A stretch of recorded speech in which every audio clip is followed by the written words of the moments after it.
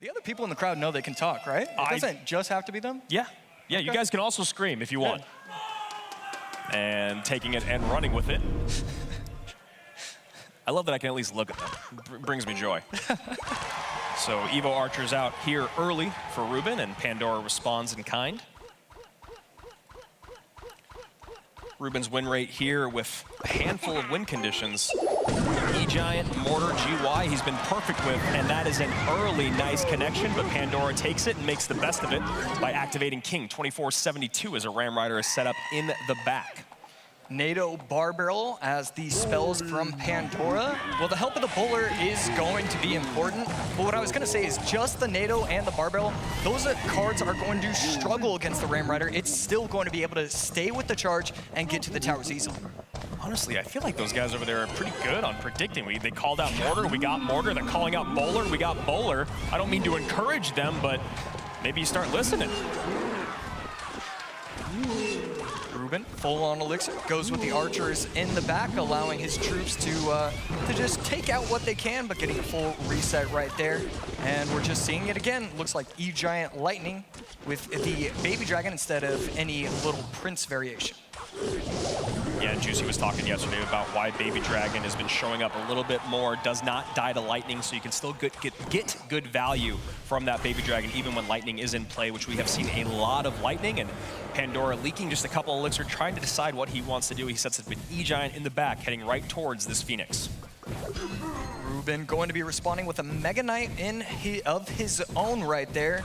And Ruben, I mean, these decks, the deck that Ruben is using is going to be so difficult to defend. He has to make sure that he's counter pushing and applying pressure opposite lane. He has to do everything perfectly. And right here, this is a good defense because of those Evo Archers. Yeah, absolutely, and a good defense on the other side of it. And that's something that Pandora is going to have to be very, very vigilant of, is knowing exactly when those Evo Archers are in cycle so that he always has his NATO ready to pull them closer to the E-Giant, because if that is something that he's not staying on top of, that is going to make this a very, very difficult rest of this game. No building for Ruben, so Pandora's going to have a somewhat easier time once Triple Elixir happens, if he can make it to Triple Elixir, to be able to just get very aggressive with these E-Giants and just, I mean, we've seen it before, just go E-Giant bridge, because once you use the NATO, pull everything in, everything's going to stun itself, and we're always going to see the E-Giants get it to the tower. And this is exactly what I was just talking about. Big shout out again to Juicy J. You see right there, Lightning comes down, Baby Dragon stays alive, helps clean everything up, 2887 to 2047. Ruben has run Ram Rider 15 times this year with a 67% win rate. Tombstone Skelly's going to be able to protect it beautifully, especially with the help of the bowler. So right there, Mega Knight plus Phoenix. Will we see the Lightning in response? And we absolutely do. Another very clean defense right there, but the egg taken out fully. And Ruben's happy to keep getting those Lightnings off the tower. He's already got great damage in. He's already got a several hundred HP lead. And as long as he can hold and Lightning at the bridge to stop pushes, he can sneak in that Lightning at the end with that damage lead. Talking about Pandora playing E-Giant, 25 plays on the season, his second most popular win condition, with a 76% win rate. Right there, Bandit taking out the Tombstone fully. Are we going to see it push? And we absolutely do. Ram Rider coming down, and we are going to see the E-Giant placed directly on top. That way the Ram Rider stuns itself. A great E-Giant. And right there, Lightning misses the E-Giant. I'm not sure if he did that on purpose or not. I think he was going for support troops. He got the Baby Dragon, and he got one of the Super Archers, or Evo Archers, excuse me, and we'll see if that was the correct decision to make, as this Archer should know. Perfect placement and timing with that Royal Ghost by Ruben. Does get a shot in, 2593, narrowing that gap just a hair is Pandora as he sets up an E-Giant in the opposite lane. Yeah, left lane going in with the E-Giant, Baby Dragon, and Bowler on the right. Archers to help out, but that's a lot of Lightning value. Will the Mega Knight jump? It does jump! It does jump, and the splash is there. This should be it in game one. He needs to NATO it off. He delays, gets the NATO finally, but it jumps again! It jumps again! The double jump from 1MK, and Ruben takes game number one. Snowball going to take out the tower, the double jump. Ruben, 7 wins in a row. Can he make it the 8? We shall see soon. Pandora's run Hog Rider 37 times this year, but only with a 43% win rate. You go to Ruben on the other side of it, he's ran it 41 times, but with a 73% win rate. As this little prince snipes off that tombstone. RUBEN, after seeing the poison and the tombstone, you just have to assume it's going to be a splash yard type deck. You see the knight as well, Evo Knight, and Pandora just going to be looking at the quick cycle RGs. We're going to see if he takes a page out of Air Surfer's That's just as well.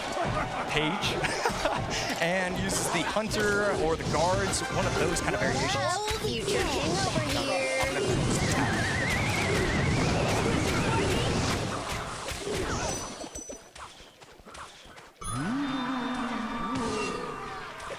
Right there. Ghost going to be able to defend that very nicely, taking out all of the support troops, but he's going to need a bigger response.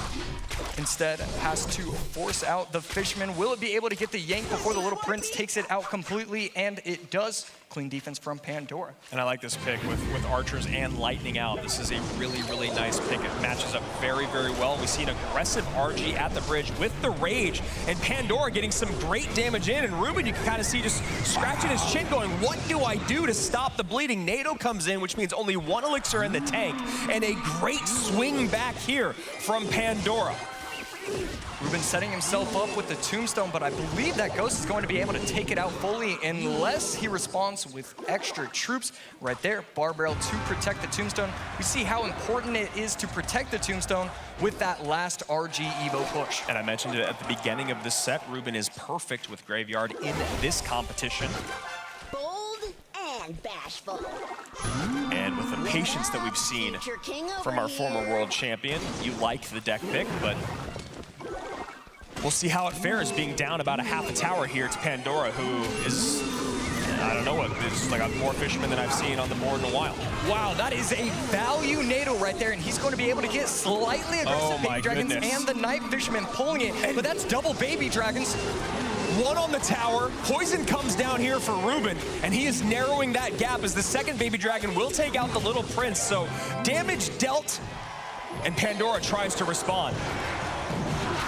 Rage coming in to help out the RG. Can he get the correct timing with the Barbell and the Garden? Will the RG get a shot? It does not. Perfect defense from RUBEN, and he storms back into the game. 21-88, 15-17.